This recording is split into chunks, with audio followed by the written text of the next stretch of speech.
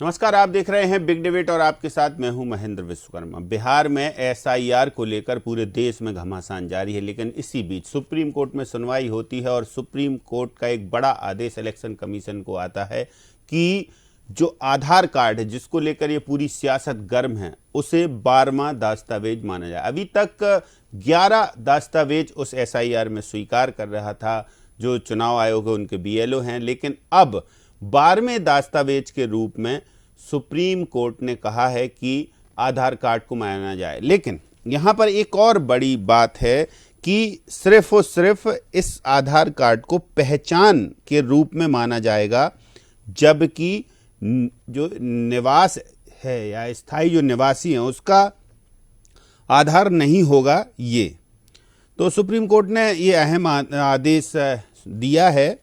सुनवाई के दौरान पक्ष विपक्ष की दलीलें सुन के कहा है कि आधार कार्ड को 12वें दस्तावेज के रूप में स्वीकार किया जाए, जिसे मतदाता सूची में नाम जुड़वाने के लिए पहचान प्रमाण के तौर पर पेश किया जा सकता है। हालांकि सुप्रीम कोर्ट ने यह भी साफ कर दिया कि यह नागरिकता का आधार नहीं माना जाएगा, लेकिन इसमें जो विपक्ष है यानी कि जो याचिकाकर्ता हैं उन्होंने इसको एक कम से कम संतोषजनक स्थिति तो इसको देखिए, एक उम्मीद जगी है कि न्यायालयीन प्रक्रिया से जो सुप्रीम कोर्ट ने कहा है और बीएलओ पर जो कार्रवाई कर रहा है इलेक्शन कमीशन, जिन्होंने आधार स्वीकार कर लिए, उनको लेकर भी एक आदेश दिया है कि जो बीएलओ हैं उन पर कार्रवाई करने के लिए जवाब मांगा है कि आखिर इन पर कार्रवाई क्यों की जा रही। इसके अलावा कई सारे अहम जो पहलू हैं वो रखे गए पक्ष विपक्ष के द्वारा। आरजेडी की ओर से जो अधिवक्ता है कपिल सिब्बल, उन्होंने अपना पक्ष रखा और चुनाव आयोग की तरफ से द्विवेदी हैं एडवोकेट, उन्होंने अपना पक्ष रखा।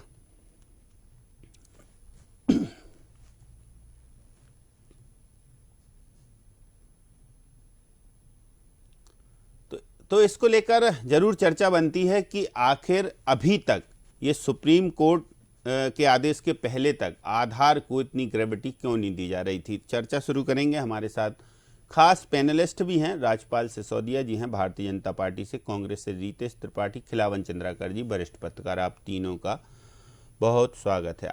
आधार को लेके एसआईआर जब हो रही है तो उसको लेकर एक सस्पेंस बरकरार था। इलेक्शन कमीशन अपने तथ्य रख रहा था, तर्क रख रहा था। विपक्ष यानी कांग्रेस सहित तमाम सारे लोगों ने और जो याचिकाकर्ता हैं उनकी ये दलील थी कि आधार इतना प्रॉम्प्ट दस्तावेज है, उसको क्यों स्वीकार नहीं किया जा रहा। लेकिन अब आदेश सुप्रीम कोर्ट ने दे दिया है। राजपाल जी क्या कहेंगे? निश्चित तौर पर सुप्रीम कोर्ट ने जो आदेश दिया है वो सर्वमान्य है ही सही, उसमें कोई किंतु परंतु शंका समाधान नहीं है, न शंका है न जिज्ञासा है। जो सुप्रीम कोर्ट ने बोला वो अत्यंत ठीक थी। जिस प्रकार से उन्होंने आधार कार्ड के महत्व को बताने का काम किया है, निश्चित तौर पर इस देश पर हम भी यही कहते आए हैं कि आधार जो है मेरी पहचान है। आधार के ऊपर ही आपको लिखा हुआ दिखेगा कि आधार मेरी पहचान है, अर्थात आधार कार्ड में आपको पूरा डिटेल मिल जाएगा, नाम पता मिल सकता है, उम्र का उसमें वो मिल सकता है मेंशन, और फोटो आइडेंटिटी के रूप में उसका उपयोग हो सकता है। परंतु नागरिकता को लेकर जिस प्रकार से बात आई है वह बात भी अपनी जगह है। नागरिकता के लिए अन्य दस्तावेज है और हमारी सरकार ने नागरिकता के लिए जो है जिस प्रकार से एक सिटीजन रजिस्टर्ड करने को लेकर एक पूरी प्रक्रिया बनाई है, उस प्रक्रिया के तहत वो भी काम चल रहा है, हो रहा है। और सिटीजन आइडेंटिफिकेशन इंडेक्स बनाने का जो काम हुआ है वो भी चल रहा है। निश्चित तौर पर सुप्रीम कोर्ट ने जो बात कही है वह अपनी जगह है, याचिकाकर्ता की बात अपनी जगह है, और चुनाव आयोग जिस प्रकार से एसआईआर का काम कर रही है उस एसआईआर में आधार कार्ड का जो महत्व है 12वें दस्तावेज के रूप में वो भी कोर्ट ने डिफाइन करने का काम किया है। विस्तृत सुप्रीम कोर्ट के निर्णय को देखने के बाद में उन्होंने उसको विस्तार से भी खोलने का काम किया है। निश्चित तौर पर सुप्रीम कोर्ट ने जो गाइडलाइन तय करी है, जिस प्रकार से निर्देश दिए हैं, आदेश दिया है, उस हिसाब से भी आने वाले समय में आधार कार्ड का महत्व और बढ़ने का काम हुआ।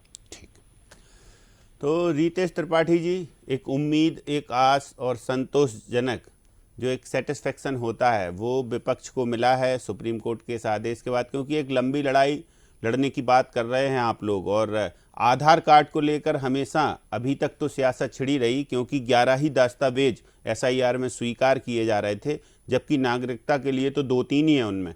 पर